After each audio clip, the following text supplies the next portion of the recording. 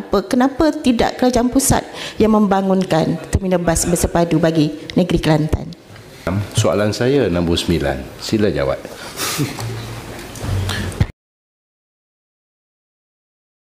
Terima kasih Tuan Ketua. Salam sejahtera, salam Malaysia Madani dan selamat pagi. Tuan Ketua, terminal bas Kota Baru merupakan sebuah projek di bawah Kerajaan Negeri Kelantan.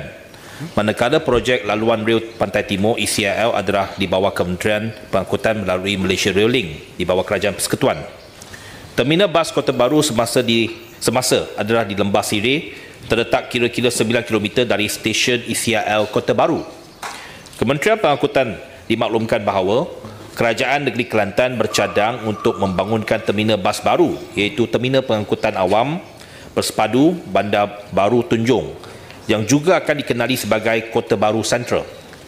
Lokasi tapak projek Kota Baru Central adalah bersebelahan dengan tapak stesen ECIL Kota Baru.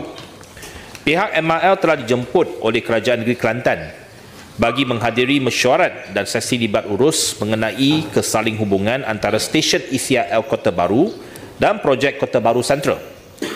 MOT dan MRL amat mengalung-alungkan sebarang perbincangan bersama Kerajaan Negeri Kelantan agar integrasi dapat dilaksanakan di antara stesen ECIL Kota Baru yang dijangka siap pada bulan Jun tahun depan dan Kota Baru Central yang bakal dibangunkan oleh Kerajaan Kelantan.